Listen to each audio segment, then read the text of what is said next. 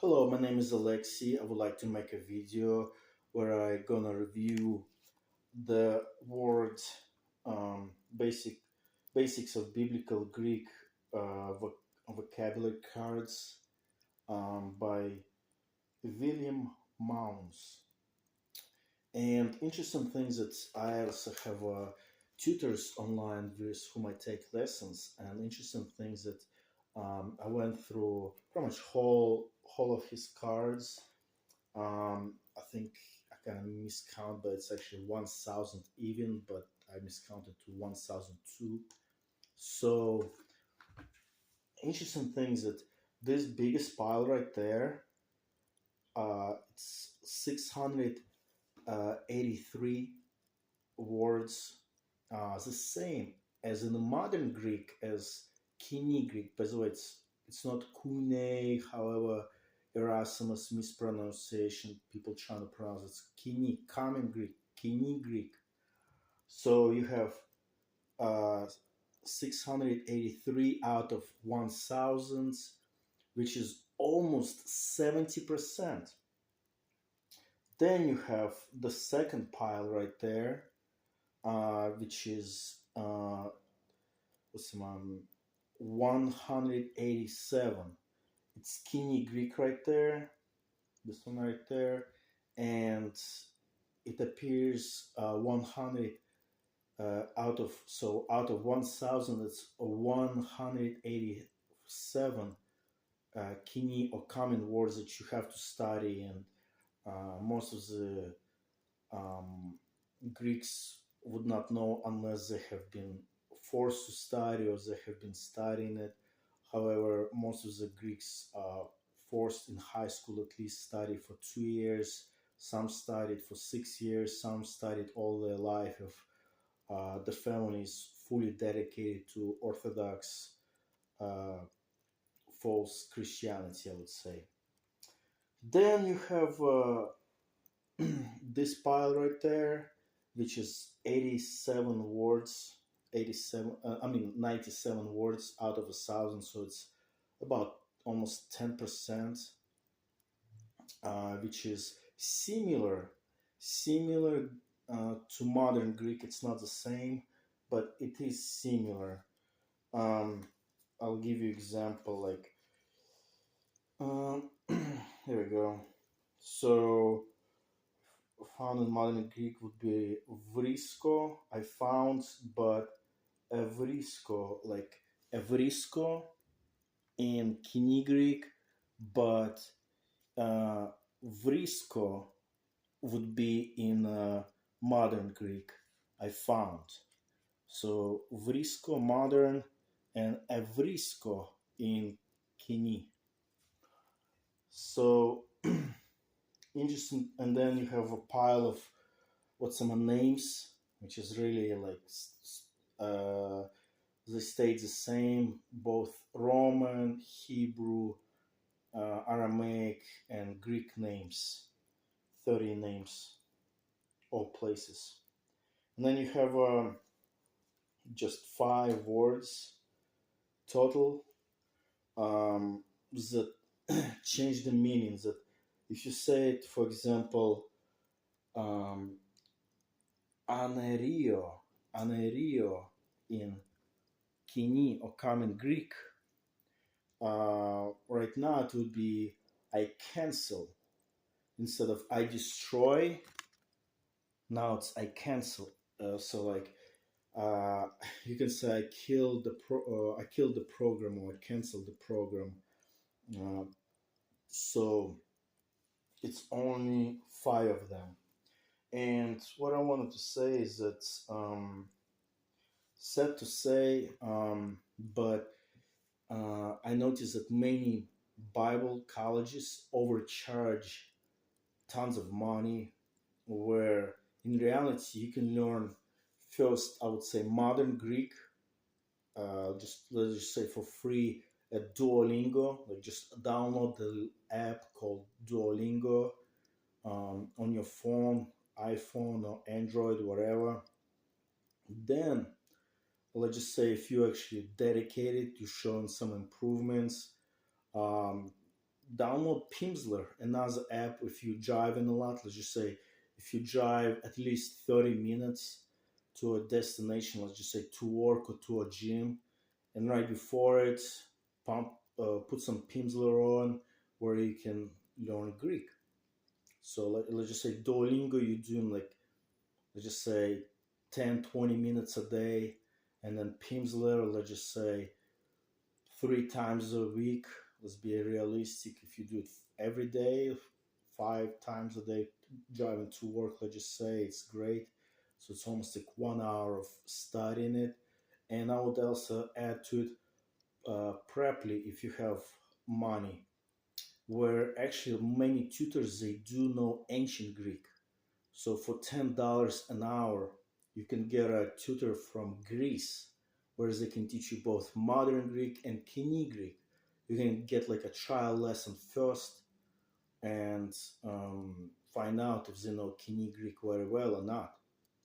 The reason is this: it's sad to say that many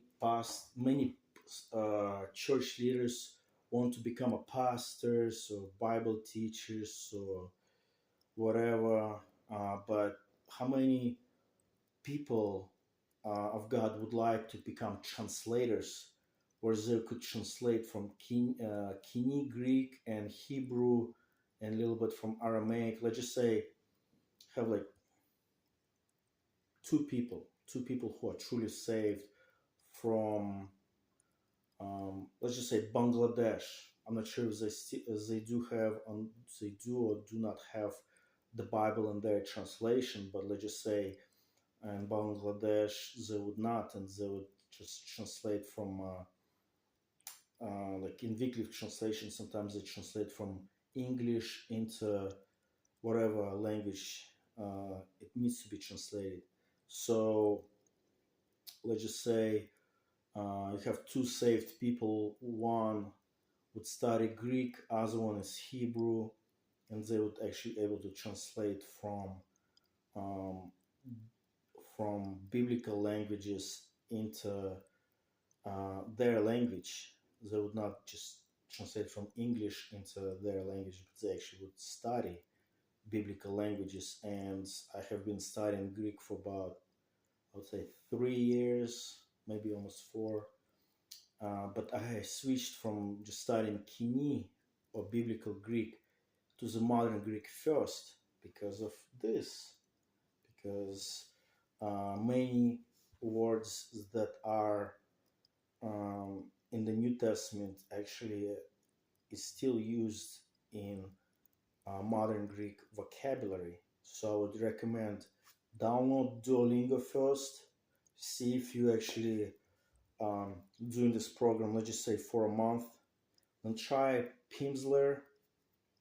And then, like, if you're really dedicated and want to get your mistakes corrected, Pimsleur, Preply, I would say Preply. Like I said, it's usually about $10 an hour. So let's just say, if you have like, let's just say, Duolingo and Pimsleur, you can Pimsleur, you can get like a yearly subscription, and Duolingo is free. So let's just say it's $200 a year for Pimsleur and Duolingo, and of course YouTube. You can also use the YouTube as well. Um, However, I would just say some YouTubers are good at teaching and some YouTubers are bad at teaching. I would recommend get a couple of tutors from Pimsleur first and trying to figure out uh, whom you should uh, whom should you watch like on YouTube. So I would say, and also if you're really really dedicated, instead of paying and going into debt um, to Bible college or with some seminary, you can actually go to Greece, to Athens or Thessaloniki, to study Greek from Greeks themselves. Right now, Greece is kind of suffering financially, but um, if you save some money, let's just say I would say, like, just say 3 months. 3 months in Greece, um, like to live, to able to study, pay for like even individual tutors.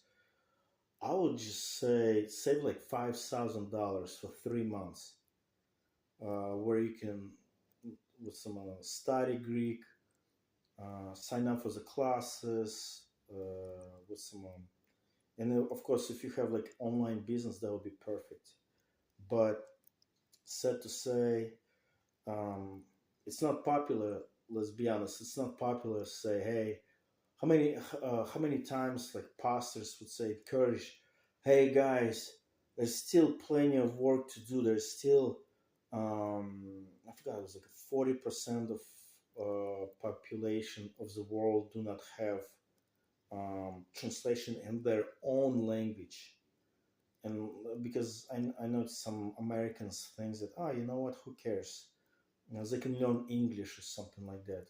No, it's different. When you read the Bible in your own language, um, it's different than reading the Bible in the language that you are learning, and to what level you have to learn in order to understand.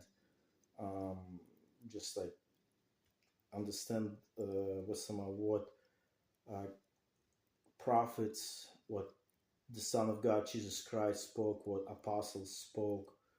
So I hope this video was helpful. And like I said, there's plenty of work to do. If you want to become a translator of the Bible, I suggest learn one language first, which will take probably about five 5 years or more. So it's like 30 minutes, maybe 30 minutes a day, maybe an hour a day. Um, with some, don't try to study like 2 or 3 hours a day, because your brain will explode, especially if you're just starting. So that's it for now. Have a nice day.